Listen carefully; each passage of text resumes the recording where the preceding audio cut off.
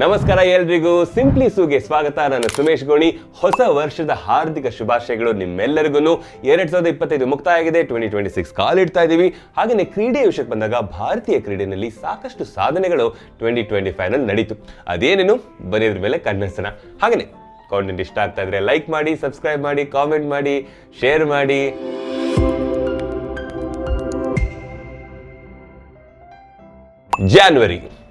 ಜನವರಿಯಲ್ಲಿ ಭಾರತದ ಖೋ ಪುರುಷರ ಹಾಗೂ ಮಹಿಳೆಯರ ತಂಡ ಮೊದಲ ಬಾರಿ ಆಯೋಜಿತವಾದಂತಹ ಒಂದು ವಿಶ್ವಕಪ್ ಏನಿದೆ ಅದನ್ನು ಹೊಡಿತಾರೆ. ಆಶ್ಚರ್ಯವೇನಿಲ್ಲ, ಭಾರತ ತುಂಬಾ ಸ್ಟ್ರಾಂಗ್ ಖೋ ವಿಷಯದಲ್ಲಿ. ಇದೇ ಜನವರಿಯಲ್ಲಿ ಮೊದಲ ಬಾರಿಗೆ ಮಹಿಳೆಯರ ಹಾಕಿ ಲೀಗ್ ನ ಕೂಡ ಆಯೋಜನೆ ಮಾಡ್ತಾರೆ. ಅಲ್ಲಿ ಒಡಿಶಾ ವಾರಿಯರ್ಸ್ ಇನಾಗ್ರಲ್ ಚಾಂಪಿಯನ್ ಆಗ್ತಾರೆ. ಫೆಬ್ರವರಿ ಪುರುಷರ ಹಾಕಿ ಲೀಗ್ ಗೆಲ್ಲುತ್ತೆ ರಾರ್ ಬೆಂಗಾಲ್ ಟೈಗರ್ಸ್ ತಂಡ. ಮಾರ್ಚ್ 9ನೇ ತಾರೀಕು ನೆನಪಿದೆ ತಾನೆ, ಭಾರತ ನ್ಯೂಜಿಲೆಂಡ್ ನ ಬೀಟ್ ಮಾಡ್ತಾ ICC ಚಾಂಪಿಯನ್ಸ್ ಟ್ರೋಫಿಯನ್ನ ಎತ್ತಿತ್ತು. ನಮ್ಮ ಭಾರತ ಅಜೇಯರಾಗೆ ಎತ್ತಿದ್ದನ್ನ. 15ನೇ ತಾರೀಕು ಮುಂಬೈ ಇಂಡಿಯನ್ಸ್ ಡೆಲ್ಲಿ ಕ್ಯಾಪಿಟಲ್ಸ್ ನ ಸೋಲಿಸ್ಬಿಟ್ಟು ಚಾಂಪಿಯನ್ ಆಗ್ತಾರೆ ವಿಮೆನ್ಸ್ ಪ್ರೀಮಿಯರ್ ಲೀಗ್ ನಲ್ಲಿ. ಹರ್ಮನ್ಪ್ರೀತ್ ಕೌರ್ಗೆ ಸಿಕ್ಕ ಮೊದಲ ಟ್ರೋಫಿ ಹಿಂದಿನ ವರ್ಷ.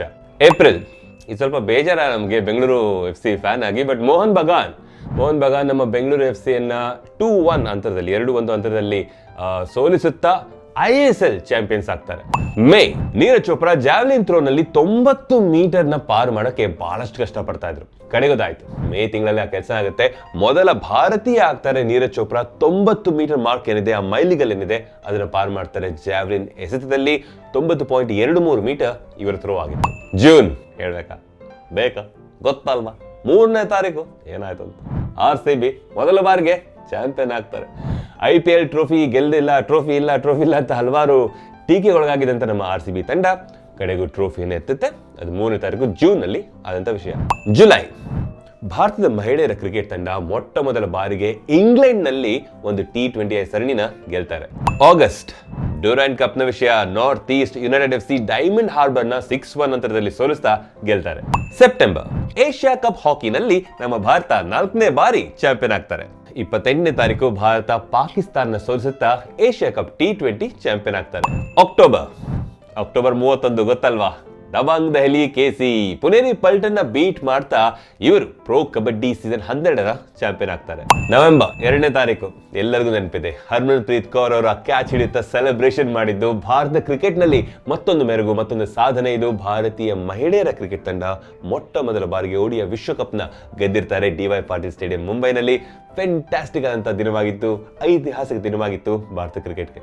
ಶೂಟಿಂಗ್ ವಿಷಯಕ್ಕೆ ಬಂದಾಗ ಸಾಕಷ್ಟು ಸಾಧನೆಯನ್ನ ಸುರುಚಿ ಸಿಂಗ್, ತಾನ್ವಿ ಹಾಗೇನೆ ಸಾಮ್ರಾಟ್ ರಾಣಾ ಅವರು ಕೂಡ ಮಾಡಿರ್ತಾರೆ. ಮೊದಲ ಭಾರತೀಯ ಆಗ್ತಾರೆ ಇಂಡಿವಿಜುವಲ್ ಗೋಲ್ಡ್ ಮೆಡಲ್ ನ ಗೆಲ್ಲೋಕೆ, ಅದು ಕೂಡ 10 ಮೀಟರ್ ಪಿಸ್ತಲ್ ನಲ್ಲಿ. ಡಿಸೆಂಬರ್ FC ಗೋವಾ ಫಟೋಡಾ ಸ್ಟೇಡಿಯಂ ನಲ್ಲಿ ಈಸ್ಟ್ ಬೆಂಗಾಲ್ ನ ಪೆನಲ್ಟಿ ಶೂಟೌಟ್ ಅಲ್ಲಿ ಸೋಲಿಸ್ತಾ ಗೆಲ್ತಾರೆ ಸೂಪರ್ ಕಪ್ ನ. ಇದೇ ತಿಂಗಳಲ್ಲಿ ನಡೆದಂತಹ ಮಹಿಳೆಯರ ಕಬಡ್ಡಿ ವಿಶ್ವಕಪ್ ನಲ್ಲಿ ಭಾರತ ಚಾಂಪಿಯನ್ ಆಗ್ತಾರೆ. ರಿತು ನೇಗಿ ನಾಯಕಿಯಾಗಿ ನಮ್ಮ ಭಾರತ 2ನೇ ಬಾರಿ ಈ ವಿಶ್ವಕಪ್ ನ ತೆಗೆದುಕೊಳ್ಳೋ ಹಾಗೆ ಮಾಡ್ತಾರೆ. ಸೊ ಇಷ್ಟೆಲ್ಲಾಗಿತ್ತು ನನಗೆ ನೆನಪಿರುವಂತಹ 2025, 2026 ವಿಶ್ವಕಪ್ ಗಳು ಬರ್ತಾ ಇದಾವೆ. ಎಲ್ಲಾ ವಿಶ್ವಕಪ್ ಗಳನ್ನು ಕೂಡ ಭಾರತ ಗೆಲ್ಲಲಿ, ಸಾಕಷ್ಟು ಸಾಧನೆ ಇದೇ ರೀತಿ ನಡೀತಾ ಇರಲಿ. ಕ್ರೀಡೆ ವಿಷಯದಲ್ಲಿ ಒಲಿಂಪಿಕ್ಸ್ ಕೂಡ ಏನ್ ಬರ್ತಾ ಇದೆ ಅಲ್ಲಿ ಕೂಡ ಸಾಕಷ್ಟು ಸಾಧನೆಗಳೆಲ್ಲ ನಡೀತಾ ಇರಲಿ ಅಂತ ಆಶಿಸುತ್ತಾ ಈಗ ಕಾರ್ಯಕ್ರಮ ಮುಗಿಸ್ತೀನಿ. ಗೊತ್ತಲ್ಲ, ಲೈಕ್, ಸಬ್ಸ್ಕ್ರೈಬ್, ಫಾಲೋ ಎಲ್ಲ. ಬಾಯ್.